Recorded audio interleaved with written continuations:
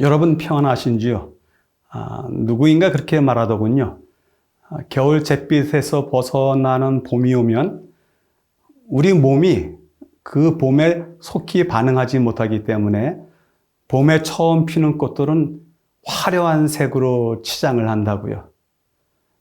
우리 원색깔의 꽃들을 이미 많이 봤죠? 그래서 하얀색도 봤고 노란색도 봤고 그다음에 붉은색도 지금 보고 있는 중입니다. 그러다가 어느 순간 봄에 익숙하게 되면 그 다음에는 꽃이 향기를 내기 시작한다고 합니다. 얼마 있다가 아카시아 향기가 온 산을 뒤덮겠죠? 좀 매우 세심한 관찰이고 시인의 마음으로 세상을 살핀 듯한 그러한 표현입니다. 우리 모두의 삶에서도 품격에서도 향기가 나기를 바라봅니다. 오늘은 아브라함 생애의 마지막 단계를 살펴볼 텐데요. 하나님께서 주셨던 약속들이 어떻게 이루어지는지와 또 언약의 축복이 어떻게 이루어져 가는지를 살펴보도록 하겠습니다. 오늘의 제목이 약속인데요. 한 개인에게는 자그마한 약속이라 여겨질지라도 하나님의 역사 안에서 언약이라는 큰 줄기로서 이루어지는 사건들이기 때문에 오늘 아브라함과 맺은 약속, 그 약속에 대한 이야기도 상당히 재미있고 또 흥미진진한 이야기가 될 듯합니다. 자, 오늘은 총체적인 입장에서 아브라함과 맺으신 언약의 성취를 살펴보도록 하겠습니다. 기억절입니다. 아브라함이 나이가 많아 늙었고 여호와께서 그에게 범사에 복을 주셨더라. 창세기 24장 1절의 말씀이시죠? 아브라함의 생애를 통해서 하나님께서 이루신 언약의 면면들을 살펴보는데 아주 중요한 방향을 제시해 주는 기억절입니다. 범사에 복을 주셨더라. 그것이 아브라함의 후반기의 생애의 어떤 결정적인 진술인 것이 분명합니다. 아브라함의 생애와 미래는 성공적이었습니다. 언약에 있어서 하나님이 주어이시고 주체이신데 그 하나님께서 범사에 복을 주셨다고 진술하니까 그 아브라함의 생애 자체가 그의 미래 자체가 성공적일 수밖에 없지 않겠습니까? 오늘 우리가 살필 매일의 과목들 속에서 이를 확인해 보도록 하겠습니다. 오늘은 교과의 배경으로 상당히 아주 인상적인 이야기들을 쓰고 있는데요. 모리아산에서 이삭을 바치는 일이 있었고 모리아산의 제단 이야기가 있었고 그 다음에 이 사건 이후에 사라가 죽고요. 그렇지만 아직 아들 이삭은 미혼으로 남아있고요. 완결되지 않은 가정사가 남아있고요. 그렇게 어느 정도 침묵의 시간이 흐르더니 두 결혼식에 관한 이야기가 나옵니다. 이삭과 리브가가 결혼을 하고요. 여전히 아브라함이 그두라와 결혼하여 그를 아내로 얻고 노년에 많은 자식을 얻게 된다는 이야기가 또 나오고 있습니다. 그래서 오늘 교과의 배경 속에 나오는 이 세 주제요. 모리아산의 제단, 그 다음에 미완의 가정사, 그리고 두 결혼식, 두 결혼. 이 세 가지를 오늘 교과 전체로 이야기할 텐데요. 그렇게 하기 위해서 매일의 주제를 그렇게 정했습니다. 일요일 날 모리아산, 월요일 날 하나님이 친히 준비하시리라. 화요일 날 사라의 죽음, 수요일 날 이삭을 위한 아내, 목요일 날 아브라함을 위한 아내. 이렇게 5주제가 있는데요. 이 주제들은 연결성이 하나하나 다 있는 것은 아닌데요. 그래도 불구하고 모을 수는 있을 것 같아요. 모리아산에 대한 이야기하고 하나님께서 친히 준비하시리라 이것을 하나로 묶을 수 있겠고요. 둘 다 모리아산에 대한 이야기니까요. 이삭의 제물로 바치는 사건을 다루니까 이것을 하나로 다룰 수 있고요. 그 사건 이후에 사라가 죽어요. 사라의 죽음도 상당히 중요한 하나의 마침이 됩니다. 마침이 되면서 또 하나의 새로운 시작도 되기 때문에 사라의 죽음을 가운데 놓고요. 그 다음에 수요일 날, 목요일 날 두 번의 결혼에 대한 이야기 나오죠. 이삭을 위한 아내, 아브라함을 위한 아내, 이렇게 두 결혼에 대한 이야기가 나오기 때문에 오늘 다섯 주제의 이야기는 둘 묶고요. 가운데다 사라의 죽음을 놓으면 될 듯 싶습니다. 자, 그래서 이제 찾아가 보도록 하겠습니다. 일요일 날 모리아 산에 대한 이야기를 하는데요. 모리아 산에 대한 이야기를 여러분들 잘 아시죠? 너무너무 유명한 이야기입니다. 성경에 나와 있는 많은 사건들, 서사적인 사건들이 많이 있는데요. 그 중에서 문학에 있어서나 영화에 있어서나 연극에 있어서나 제일 많이 이야기되는 장면이 모리아 산에서의 이삭을 바치는 이야기입니다. 창세기 22장 12절 사자가 이르시되 그 아이에게 내 손을 대지 말라. 그에게 아무 일도 하지 말라. 내가 내 아들 내 독자까지도 내게 아끼지 아니하였으니 내가 이제야 내가 하나님을 경외하는 줄을 아노라. 아브라함은 시험을 받을 때 믿음으로 이삭을 드렸으니 그는 약속들을 받은 자로 돼 그 외아들을 드렸느니라. 이 두 성경절을 일요일날 제시해 주는데요. 이 두 성경절 중에서 내가 이제야 내가 하나님을 경외하는 줄을 아노라 하는 그 글귀하고 외아들을 드렸다 하는 그 글귀가 눈에 들어오고 또 사건의 중심이 되는 듯 싶습니다. 이 사건을요, 모리아산에서 아브라함이 이삭을 제물로 드리는 이 사건을 아케다 사건이라고 합니다. 그러니까 히브리어로 아케다 이렇게 하기 때문에 아케다 사건이라고 부르고요. 아주 유명합니다. 우리도 잘 알고 있고요. 물론 유대인들도 히브리인들도 이 사건에 대해서 너무너무 중요하게 다루죠. 근데 그 아케다라고 하는 사건의 의미는 무엇인가? 아케다, 그것의 의미는 묶다, 그런 뜻입니다. 묶었다. 이 묶었다라고 하는 이야기 하나 속에 하나님도 관련되어 있고 아브라함도 관련되어 있고 이삭도 관련되어 있고요. 그래서 성경에 가장 장엄한 서사적인 장면이 바로 이 장면이다. 가장 위대한 인간의 품격이 이 장면에서 나타난다. 이렇게들 평가하고 있습니다. 그래서요, 여러분들 화가 중에서 렘브란트라고 하는 화가가 있는데요.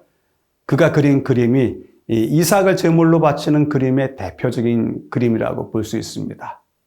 여러분들이 지금 보시고 계시고요. 그 다음에 지오바니 티에폴로라고 하는 또 화가가 그린 성당 천장에다 그린 이 그림도 아주 유명한 이삭의 희생에 대한 그림입니다. 그리고 여러분들 이 화가를 아실 텐데요. 샤갈이라고 하는 화가 이름 들어보셨습니까? 샤갈. 현대 화가 중에서 아주 유명한 추상화 화가인데요. 그 샤갈이 그린 이삭의 희생이라고 하는 그림이 지금 보시는 그림입니다. 이 샤갈은요, 성경에 나와 있는 사건들을 그림으로 무척 많이 그렸어요. 왜냐하면 이 샤갈이 유대인이기 때문에 그렇습니다. 그래서 그런지 샤갈이 그린 이삭의 희생에 대한 그림 속에서는 더 깊은 감동이 우러나오는 것 같습니다. 자, 이 아케다 사건을 두고서 여러 이야기를 합니다. 여러 교훈들을 합니다. 그래서 그 이야기들과 교훈들을 모아서 제가 한 3가지로 줄여봤는데요. 이 사건 속에서 투쟁하는 인간을 보게 됩니다. 그리고 고뇌하는 인간을 보게 되고요. 그리고 의탁하는 인간을 보게 됩니다. 세 인간의 모습을 보기 때문에 이 아케다 사건이야말로 인간이 어떤 품격을 가지고 있어야 하는지를 보여주는 것이 아닌가 생각이 듭니다. 아브라함의 투쟁하는 마음, 아브라함의 고뇌하는 마음, 아브라함의 의탁하는 마음, 그것들이 이 사건, 아케다 사건을 통해서 드러나고 있는 것입니다. 그 투쟁하는 인간 아브라함에 무슨 투쟁이 있었을까요? 아브라함이 질문했을 겁니다. 하나님, 인간을 제물로 받으실 것입니까? 인신 제물은 이방 종교들이나 하나님이 아닌 다른 종교들과 그 신들이 요구하는 것인데 하나님도 인간을 제물로 받으신다는 것입니까? 하나님, 제 독자를 어떻게 해서 얻은 아들이고 누가 허락한 아들인데 그 독자를 제물로 바치라는 이야기입니까? 그가 언약을 이룰 계승자 아니겠습니까? 이런 질문들이요. 그리고 내가 스스로 칼을 들어 내 아들을, 내 독자를 제물로 바쳐야 됩니까? 이러한 질문들이 투쟁하는 인간으로서의 아브라함 내면 속에 가득히 있었던 것입니다.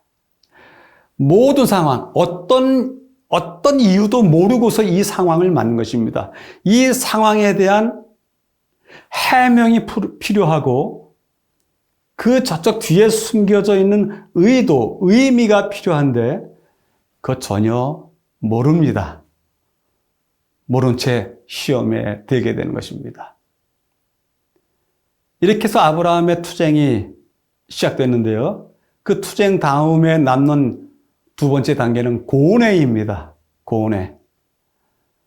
자기 스스로가 투쟁 속에서 있었던 질문을 대답해 봅니다. 대답해 보니 그런 대답뿐이 들리지 않습니다. 하나님의 그 명령, 나의 온몸이 들었다. 내 전 인간이 그 명령을 들었다. 예전에 말씀하시던 그 음성과 동일한 분이 나에게 그런 명령을 했고 내가 들었다. 그러니 고뇌할 수밖에 없죠. 나에게는 선택할 권리가 없다. 권리가 없다. 그나마 선택하는데 2번, 3번 이렇게 있다고 하면 조금 약한 것, 조금 쉬운 것으로 하면 되지 않을까요? 그런데도 불구하고 선택할 아무런 권리도 없습니다. 이 일의 미래, 나의 미래 어떻게 될지 예상할 수 없다. 단지 기다릴 뿐이다. 이 많은 고뇌 속에서 얻은 대답이 이런 것이 아닐까요? 내게 요구하시던 그 요구는 하나님의 명령이 맞다. 나에게는 다른 선택지가 없다. 권리가 없다. 나의 미래는 어떻게 펼쳐질지 예상할 수 없다. 하나님이 말이죠. 조금의 설명도 더해 주시던지 조금의 요구사항을 이렇게 변경시켜서 어떤 쉽거나 택할 수 있는 요구사항을 더 줬더라면 쉬울 수도 있지 않을까요? 근데 그런 하나님의 설명, 또 다른 요구도 전혀 없었습니다. 단지 이 길을 가야 될 뿐이었습니다. 그러니 그렇게 생각할수록 고뇌는 깊어지는 것입니다. 정말일까요? 여러분들도 그런 경험을 해보신 적이 있으신지요? 어쨌든 투쟁하는 인간, 고뇌하는 인간, 그 아브라함이 끝내는 자기가 경험하는 이 경험에 대해서 전적으로 하나님을 의존합니다. 의탁합니다. 그에게 기대입니다. 그분에게 모든 걸 맡겨놓고 이것은 나의 일이 아니라 하나님의 일이니 하나님께서 처리하실 것이라고 하는 믿음을 보입니다. 그 믿음 보이는 것에 대해서 하나님께서 다음과 같이 응답을 주십니다. 실제로 그가 칼로 내려치는 신용을 한 것이 아닙니다. 실제로 칼로 내리쳤습니다. 내리치고 있는 힘껏 내리치는 그 순간 칼끝이 아들의 몸에 닿기 전에 천사가 그 팔을 붙잡았습니다. 하나님께서 말씀하십니다. 네가 내 독자를 아낌없이 나에게 바친다. 바쳤다. 여기에 내 사랑하는 내 독자, 너의 you are, 영어로요. 너의 5번씩이나 나옵니다. 이 짤막한 성경 구절 하나에 국어 성경책에는 4번뿐이 안 나오지만 원어 성경책을 보면 5번에 너의 이것이 나옵니다. 그리고 하나님의 말씀 중에서 가장 감동적인 부분은 무엇이냐 하면요. 이제야 내가 나를 경외하는 줄을 아노라. 이제야 알았다. 이렇게 말씀을 하실 때 정말 감격적인 소리입니다. 아브라함 말고 누구에게도 이러한 말씀을 주셨던 적이 있을까요? 없었던 것 같아요. 이제야 내가 여호와 하나님 나를 경외하는 줄을 아노라. 이제야 알게 됐다. 하나님의 승인, 하나님의 인정, 하나님의 최종 확인. 우리는 언제나 그런 최종 확인을 받을 수 있을까요? 아무래도 아브라함은 그에게 주어진 사명이 있고 하나님께서 그를 시험하는 의도대로 순차적으로 따랐기 때문에 하나님께서 이런 승인을 해 주셨을 겁니다. 우리에게도 언젠가는 이러한 음성이 있게 되기를 바랍니다. 그리고 나서 하나님께서 여호와 이레, 이런 여호와께서 자기 자신을 위해서 준비하셨다. 어린 양을 준비하셨다 하는 그런 의미로서의 여호와 이레라고 하는 그 지명과 관련 있는 말씀을 주십니다. 자, 시험하는 이유는 무엇일까요? 마음속의 생각이 어떠한지를 판단하기 위해서, 즉 심판하기 위해서 시험이 있다고요. 두 번째 이유는 하나님이 갖고 계신 아주 은혜를 명백히 드러내기 위해서 시험이 있다고요. 우리가 받는 시험의 대부분은 어떤 것일까요? 우리 안에 있는 죄된 욕망들, 그다음에 자존심들, 그런 것 때문에 시험 받는 것이 혹시 아닐까요? 자, 아브라함의 시험 통해서 우리가 믿음이라는 것이 무엇인지를 배울 수 있는데요. 믿음에 대한 조건은 그렇습니다. 그 어떤 보장이 없더라도, 그 어떤 허락이 없더라도 하나님을 신뢰하는 것이 믿음이다. 이해가 불가능한 일에도 하나님의 말씀에 순종하는 것이 믿음이다. 이런 전제를 하나 배우게 되고요. 그 결과 믿음이란 하나님을 신뢰하고 그 은혜를 받아들이는 것이 믿음이다. 이렇게 결론을 내볼 수 있습니다. 특별히 믿음이라는 거 있잖아요. 그것은 하나님을 위한 우리의 희생의 능력, 그 양적인 이 범위라고 할까요? 양적인 이 양, 그것과 관련되어 있는 것은 아닙니다. 어느 때는 그 희생이 필요합니다만은 하나님을 위한 나의 희생의 범위, 질적인, 그 다음에 양적인 양, 그것이 믿음을 보이는 것은 아니라고 이야기를 하고 있습니다. 자, 이 모리아산은 어디에 있을까요? 아주 쉽게 성경철이 스스로 이야기를 합니다. 창세기 22장 1절 2절에 이삭을 데리고 모리아 땅으로 가라 이렇게 했는데요. 역대하 3장 1절에 솔로몬이 예루살렘 모리아산에 여호와의 전 건축하기를 시작하니 그렇게 나오는군요. 결국 모리아산이라고 하는 것은 솔로몬이 지은 성전이 있는 그 성전산이다. 예루살렘에 있는 성전산이다. 이렇게 확인이 됩니다. 이 성전산은요, 솔로몬이 성전을 짓기 전에 다윗성이 있고, 지금 보시는 그림은 아래에 다윗성이 있고, 그 다음에 다윗성과 그 성전산 중간에 오펠이라고 하는 조금 완만한 언덕이 있고요. 그 다음에 산 위에, 산이라고 해서 우리가 아는 그런 산 말고요. 조금 높은 언덕, 산, 그것이 이제 모리아산이고 성전을 짓게 되는 성전산인데요. 이제 아브라함과 멜기세덱이 만났던 그 왕국, 왕의 계곡 바로 위에 있는 언덕입니다. 아브라함이 이삭을 데리고 간 제사 장소입니다. 야곱이 돌베개 베고 잔 곳이 이곳이라고 유대인들은 믿고 있습니다. 다윗이 오르난에게서 이 땅을 샀습니다. 솔로몬이 하나님의 성전을 건축하기 시작했습니다. 와, 이렇게 모리아산이라고 하는 것은 여러 성경의 역사적인 사건이 있었던 곳이네요. 그래서 모리아산이 어딘지에 대해서는 우리가 지금 쉽게 이해할 수 있고요. 지금 보시는 사진이 바로 모리아산입니다. 지금은 저곳에 하나님의 성전 대신에 이슬람의 성소가 저기에 자리를 잡고 있지만 말이죠. 저것이 예루살렘 성 안에 있는 솔로몬 성전의 자리였습니다. 그리고 저기가 바로 모리아 산이었습니다. 자, 이곳에 올라가서 여러 지나치는 과정들 끝났습니다. 끝나고 나서 들리는 소리 있지 않습니까?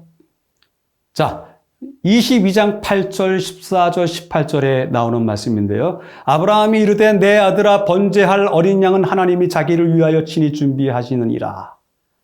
이것은 아브라함이 이삭에게 아버지 어린 양은 어디 있어요? 이렇게 했을 때 대답한 것이고요. 아브라함이 그 땅 이름을 여호와 이레라 하였으므로 오늘날까지 사람들이 이르기를 여호와의 산에서 준비되리라 하더라. 또 내 씨로 말미암아 천하 만민이 복을 받으리니 이는 내가 나의 말을 준행하였음이니라 하셨다 하니라. 이 바로 이 아케다의 사건이 다 정리된 다음에 그것에 대한 결과, 그것에 대한 어떠한 축복이 여기 선포되고 있습니다. 번제할 양이요.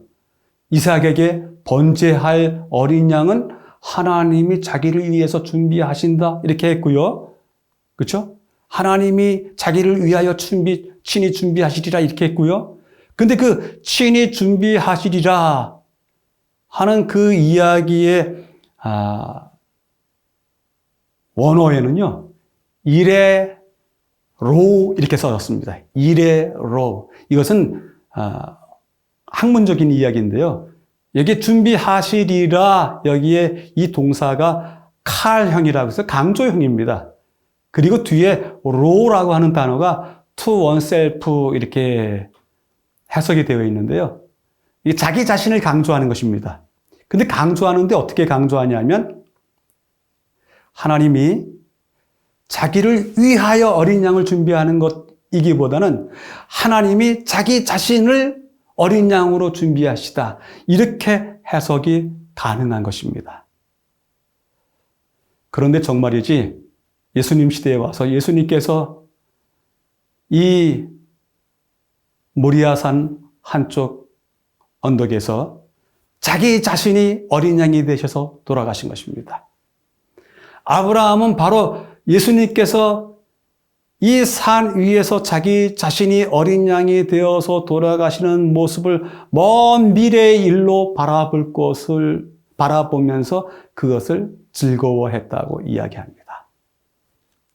그래서요, 이 모리아 산에서의 여호와 이레 이 사건은요, 장래에 예수님께서 그 산에서 자신을 어린 양으로 바치실 것을 미리 보여주신 사건이었습니다.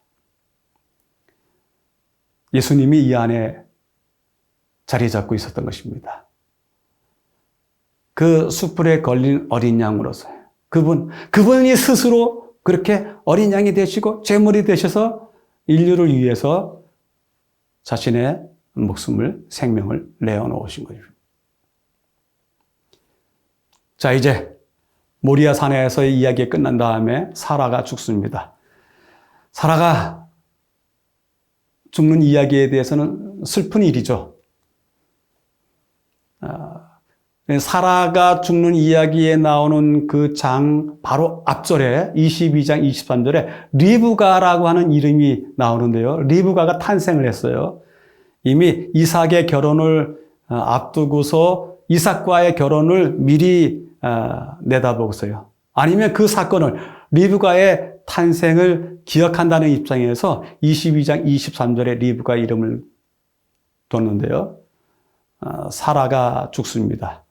사라가 죽는 것 그 자체는 또 뒤에 나오는 그드라와의 결혼을 또 암시하기도 합니다. 사라 있지 않습니까? 사라가 정말 쉬운 여성은 아니었습니다. 아브라함과 같이 여행을 하는 도중에 거의 모든 주도권, 사건들에 대한 질문, 의문, 그것을 해결하는 능력, 그것은 사라에게 단호한 모습으로 보입니다. 그 사라가 아브라함이 이삭을 바치러 가는 그 믿음의 시험을 함께 통과했음을 분명합니다. 사라가 전혀 모를 리가 없습니다. 그런데도 불구하고 모리아산의 사건과 그 뒤에 나오는 아브라함의 사건 그 사이에 있는 이 23장에는 사라가 죽었다는 이야기와 더불어서 사라가 어떤 반응도 보이지 않습니다. 어떤 반응도 보이지 않았고 결국에는 죽고 침묵하고 죽고 이런 일이 벌어집니다. 그래서 우리의 저자는 그가 유대인인 까닭에 이 문제를 명확하게 할 수 없고 단지 암시만 하고 있는데요. 사라가 이 일로 인해서 커다란 충격을 받았을 것이라고 하는 그러한 암시를 하고 있습니다. 사라가 어쨌든 죽게 되었습니다. 나이 많이 들어서 죽었습니다. 여자에게 나이를 언급하면서 그가 죽었더라 라고 성경책에 나오는 이야기는 사라밖에 없습니다. 장지를 구입합니다. 그 장지 구입하는 사건에 대해서 지금 또 함께 보도록 하겠습니다. 맨 위에 예루살렘이 보이시죠? 그 밑에 헤브론이고 맨 밑에 브에세바라고 하는 또 마을이 있습니다. 자, 헤브론에서 사라가 죽었을 때 거기에 브에세바에 머물러 있던 아브라함이 올라와서 땅을 사게 됩니다. 마므레 앞 막벨라 밭에 있는 동굴을 하나 사게 됩니다. 이 동굴을 사서 매장지로 삼습니다. 근데 이 매장지, 이 막벨라 굴에는 나중에 보면은 사라가 제일 먼저 들어가고요. 그 다음에 나이가 들어서 죽은 조상님 아브라함이 들어가고요. 그 다음에 이삭과 리브가가 들어가고요. 그 다음에 야곱과 그의 아내. 이렇게 3대가 이 안에 머물게 되는데요. 이 매장지, 묘지를 구하기 위해서 많이 다툽니다. 햇사람 에브론과 많이 다퉈요. 에브론은 아브라함이 어떤 사람인지 알기 때문에 그냥 쓰십시오. 우리가 드릴 겁니다. 아브라함 안 됩니다. 내가 이 밭을 사야 되겠습니다. 그렇게 해서 옥신각신하다가 결국 이 밭을 또 그 굴을 사게 됩니다. 이 헤브론은요, 모든 순례자들이 꿈꾸는 도시입니다. 지금 여러분들이 보시는 그림도 있고요, 사진도 있는데요. 그림은 왜 저렇게 그림을 그리냐 하면 헤브론이 유대인들의 순례자들의 꿈꾸는 도시 성지이기 때문에 그렇습니다.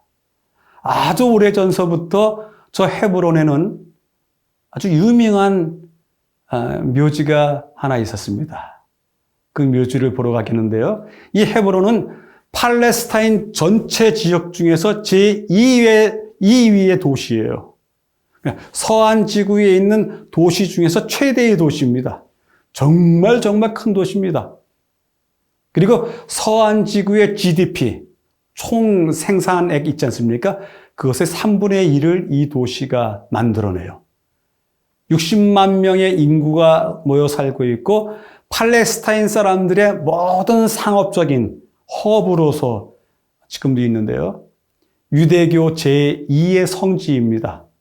아브라함 후손들이 살고 있는 도시입니다. 이 도시가요, 팔레스타인 사람들이 점령하고 있는 도시 한 가운데 있기 때문에 이 헤브론이라고 하는 도시가요, 팔레스타인 사람들이 머물고 있는 큰 지역의 한 가운데 있기 때문에요, 들어가기도 쉽지 않습니다. 다행스럽게도 어느 한 해 저희는 이것을 탐사할 수 있었는데요, 정말 위태위태한 곳이기도 합니다. 자, 사진에 그림 보이시죠? 헤브론이 아주 큽니다.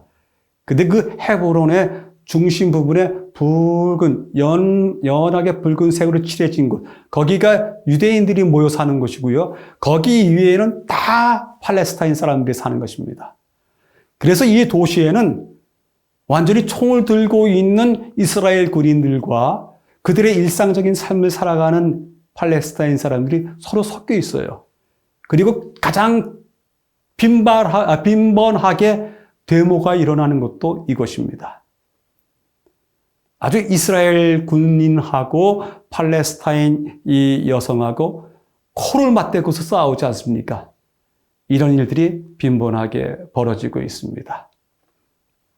막벨라 글이 얼마나 유명한지요? 이렇게 그림도 아주 멋있는 그림이 있습니다. 유화 그림이 있는데요. 지금은 이렇게 변했는데요. 그 굴에 제일 먼저 사라가 들어가고요. 그 다음에 아브라함이 들어가고요. 그 다음에 이삭이 들어가고요. 야곱이 들어가고. 그래서 지금 이 막벨라 굴이 있는 그 기념 묘소에 가면요, 6사람의 그 묘실이 준비되어 있습니다. 아브라함의 묘와 사라의 묘는 각각 따로따로 있고요. 그 다음에 두 아들과 손주의 그 부부의 묘는 한 커다란 방 안에 4개의 묘소로서 준비되어 있습니다. 이곳에 가면요, 유대인들뿐 아니라 팔레스타인 사람들도 와서 기도하고 합니다. 긴장감은 있지만 그래도 쌍방이 서로 허용을 해서 이 묘실에 들어올 수 있습니다. 1년에 한 번 이들을 기억하는 날이 있습니다. 그래서 이 조상들의 묘에 모여서 축제를 벌이는 그러한 기간이 있는데요. 그때는 이스라엘 전역에서 많은 사람들이 이곳에 들어오게 돼요. 그렇기 때문에 경비도 더 엄격해지고, 이런 인원은 제한됩니다만 더 엄격해지고 더 긴장감 있는 그러한 절기를 보내게 되는데요. 이곳에 서니까 아브라함이 늦게 사라에게서 얻은 이삭을 끌어안고 있었던 모습이 이들의 묘소를 바라보면서 생각이 났습니다. 이 막벨라는요, 하나님의 언약이 성취되었다. 그 약속의 땅에서 얻은 첫 처소가 이것이다 하는 것을 알려주는데요. 가나안은 이스라엘 백성들이 들어가서 빼앗는 것이 아니고 거저 얻는 것도 아닙니다. 하나님을 믿는 백성으로서의 그 품격을 가지고 마땅한 값을 치르고서 산 곳이 바로 이곳입니다. 그래서 이것은 히브리인들의 땅입니다. 지금도 그들은 이야기합니다. 팔레스타인 사람들이 머물던 곳이지만 우리는 이 땅을 마땅한 싹을 주고서 샀다. 이렇게 이야기합니다. 야곱은 세겜을 샀고요.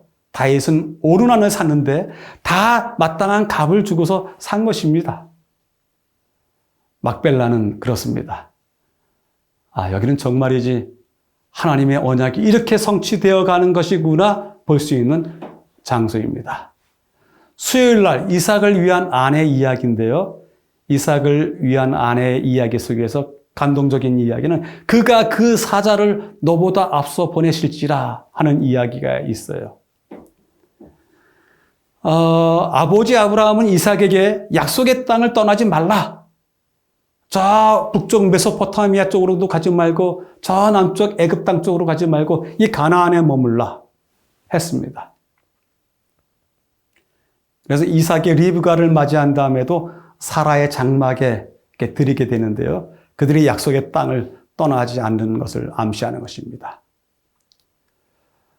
신부를 선택할 때 그 종을 보낼 때 하늘에 하나님 땅의 하나님 이렇게 하면서 아브라함은 자기 평생 동안 자기의 길을 이끌어왔던 하나님에 대해서 회상하면서 기도를 하는데 하늘과 땅의 하나님, 창조주 하나님에 대해서 이름을 부르면서 기도를 합니다. 그리고 종에게 너보다 앞서가는 그 사자가 있을 것이다 이야기했을 때 그 사자는 모리아 산에서 아케다 사건을 할 때 그 아브라함의 팔을 잡던 그 사자가 아닌가 이런 연상을 해보게 합니다. 또한 종에게 이야기합니다. 만일 그가 따라오지 아니하려 하거든. 네, 하나님은 인간을 압박하시거나 또 강요하시는 분이 아니시죠? 그의 자유를 존중해 주십니다. 그래서 그가 가나안으로 오기 원치 아니하거든 그 결정을 한 그를 자유롭게 놓아주라 이렇게 이야기합니다. 순종은 강요가 아닙니다. 선택입니다. 아브라함을 위한 아내 이야기가 목요일 날 나오죠? 목요일 날 나와서 그두라라고 하는 한 여인이 등장하게 되는데요. 이 여인에 대한 이야기가 상당히 많아요. 과연 정체가 누구인가? 그래서 이제 자료는 풍성하지 않지만 상황상 그두라는 하갈이 아니겠는가? 그렇게 우리 저자는 이야기하고 있습니다. 왜냐하면 아브라함이 그두라의 아들들을 꽤 많이 예우하는 것을 보면 그두라가 하갈과 연관이 있을 것이다. 이렇게 생각을 하고 있는 것입니다. 그리고 이돌로 인해서 많은 백성들이 가나안과 그 주위에 퍼지지 않습니까? 생육하고 번성하라. 하늘의 별들만큼이나 많게 해주겠다고 하셨던 그 하나님의 언약의 약속이 드디어 그두라를 통해서도 많은 자손들이 퍼짐으로 인해서 그 주변에 가나안과 그 주변에 가득 퍼지게 됩니다. 아브라함의 씨들입니다. 그러기에 아브라함이 자기의 모든 소유를 이삭에게도 주었지만 자기 서자들에게도 똑같이 재산을 나누어줘요. 그리고 한 가지 조건을 붙입니다. 얘들아, 너희들은 아들 이삭과 함께 머물지 말고 동쪽으로 가라. 동쪽 땅을 너희들이 가지라. 이렇게 이야기를 합니다. 그래서 그 형제들이 특별히 이스마엘 자손들은 애굽 앞 지역이 그러니까 이집트 그 강을 건너기 전에요. 지금 이야기하면 수에즈 운하를 건너기 전 그 땅이 수르 땅이라고 하는데 술 땅이라고 하고 수르라고 하는데 그 수르에 이스마엘 자손들이 거주합니다. 그리고 네게부 사막 밑과 또 사해와 요단강 옆쪽과 모두가 다 이 그두라의 자손들이 차지하게 됩니다. 자, 이렇게 해서 오늘 아브라함의 생애 세 번째 단계를 마치는데요. 마치면서 아쉬움을 덜하기 위해서 아브라함이 어떤 여정을 거쳤는지 다시 한번 보고서요. 그 여정지에 대한 고고학적인 자료들을 여러분들에게 보여드리고 마치려고 합니다. 자, 유리하는 자 아브라함의 시작은 우르에서부터 시작했고 하란을 거쳐서 가나안까지 갔다가 가나안에서 이집트 갔다가 다시 가나안으로 돌아옵니다. 우르에서 출발해서 하란 거쳐서 가는 그 과정에서는 부르심을 받은 인간 아브라함을 보여주고요. 가나안에서 시작해서 이집트를 왔다 갔다 하고 가나안의 모리아 산에 오르기 전까지는 빚어져가는 인간 아브라함, 하나님의 손에 빚어져가는 인간 아브라함을 보여주고요.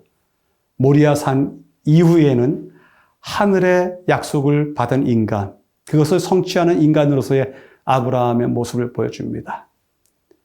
위에 상단의 그림은 갈대아 우르인데요. 이미 이전에 본 적이 있죠. 그다음에 밑에 두 그림은 중간에 머물렀던 하란입니다. 저 동그란 봉긋봉긋한 것은 지붕입니다. 지붕이 저렇게 보이고 있습니다. 그 다음에 아브라함이 오던 길에 호바라고 하는 곳이 있는데요. 이 호바는 조카 롯이 말이죠. 잡혀갔을 때 그 잡혀가는 조카를 뒤쫓아가면서 구출해내기 위해서 올라간 최상단이 호바입니다. 저것이 호바가 아닌가 그렇게들 추측을 하는데요. 그 호바도 있고요. 그다음에 다메섹이 또 나오는데요. 다메섹에는 지금 바울 기념교회가 있고요. 세계적으로 유명한 이슬람교회 성전이 또 있습니다. 성소가 있습니다. 다메섹은 왜 다메섹을 거치느냐 하면 내종 엘리에셀, 다메섹에서 얻은 내종 엘리에셀이나 잘 되게 해 주십시오. 이렇게 하나님께 기도를 하는데요. 그 다메섹, 아마 엘리에셀을 이곳에 거쳐가는 동안에 종으로서 얻은 것 같습니다. 지금 유명한 시리아의 수도이죠. 엄청나게 큰 대도시입니다. 그 다음에 단이라고 하는 곳이 있는데요. 단. 이것도 마찬가지입니다. 아브라함이 그 잡혀가는 조카를 쫓아서 올라가서 단에서 호바까지 이르렀다. 단에서 그들을 쳐서 이렇게 또 도망가는 것을 호바까지 쫓아가서 다 무찔렀는데요. 그 단입니다. 이 단은 여러분들이 아시는 갈릴리 호수하고요. 그다음에 맨 위에 이스라엘의 끝 헤르몬 산 있지 않습니까? 그 사이에 있는데 거의 헤르몬 산 가까이 있는 곳입니다. 단입니다. 그곳에 가면 산당이 아직까지 보존되어 있고요.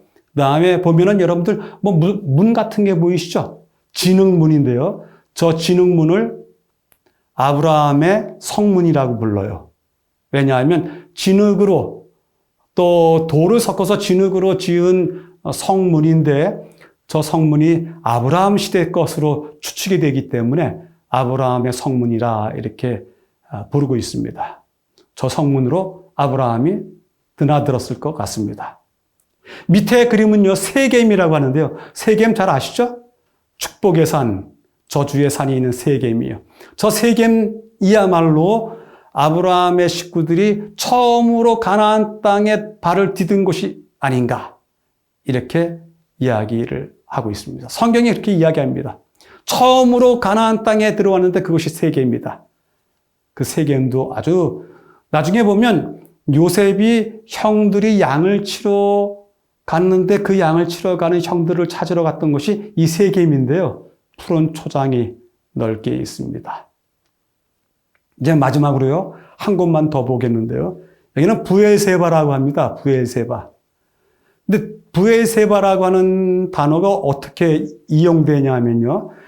가나안은 어디서부터 어디까지냐? 이 기준 삼을 때 성경책에 단에서부터 부엘세바에 이르기까지 이렇게 써놨습니다. 그래서 가나안은 북단부에서는 단이고 남단부에서는 부엘세바가 가나안 지경입니다. 이런 표현이 8번 나오는데요. 그 부엘세바는 이스라엘에 있는 최남단 도시예요. 이스라엘 중에서 4번째 큰 도시입니다. 근데 이 도시 바로 밑에 네게브 사막이라고 하는 사막이 이제 시작돼요. 그리고 여기는 네게브 사막에는 그래서 이 도시 부엘세바와 연결되어 있는 하나의 와디가 있는데 비가 오면 물길이 되고 비가 안 오면 말라버리는 것을 와디라고 하는데요. 그 와디가 굉장히 넓은 와디가 있습니다. 그리고 이 부엘세바에 세계적으로 유명한 벤 구리온 대학교가 있습니다. 이곳은요, 아브라함이 아케다 사건을 겪은 다음에 사라와 만나지 못하고 이렇게 내려와서 정착지로 삼은 것입니다. 헤브론으로 가지 못하고 내려와서 정착지 삼은 것이 이 부엘세바이고요. 부엘세바는 또 이삭이 결혼 후에 여기에 와서 정착하고 살았습니다. 그래서 아주 오래된 고고학 사이트가 여전히 남아있고요. 시작되는 네게브 사막도 볼 수 있고요. 그 다음에 여기에 가면 부엘세바에 깊게 이렇게 물을 길어 오르는 연못이 있거든요. 그 우물이 있거든요. 이 우물을 갖다가 아브라함의 우물이라고 이렇게 부르는데요. 오래되었기 때문에 그렇게 부르는 듯합니다. 그리고 이 브엘세바에 가면 번제 단 있지 않습니까? 단상, 네 모퉁이에 뿌리 있는 그 단을 볼 수 있습니다. 발굴해냈는데요. 이 단 자체는 지금 예루살렘에 있는 고고학 박물관에 있습니다. 자, 금요일 날입니다. 많은 이야기를 했는데요. 금요일 날 더 깊은 연구를 위해서 이 항목은 여러분들이 자세히 읽어보시게 되길 바랍니다. 우리가 이제까지 받았던 그 감동을 고스란히 다 담고 있습니다.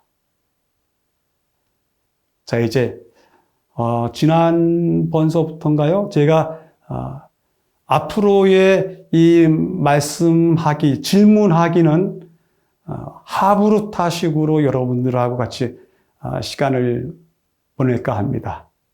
그래서 그 하브루타라고 하는 것이 무엇인지 단계별로 알려드릴 텐데요. 성경 말씀을 보고 이 말씀 속에서 내가 무엇에 대해서 질문을 던져봐야 되겠다 하는 그런 질문 던지기가 첫 번째 단계입니다.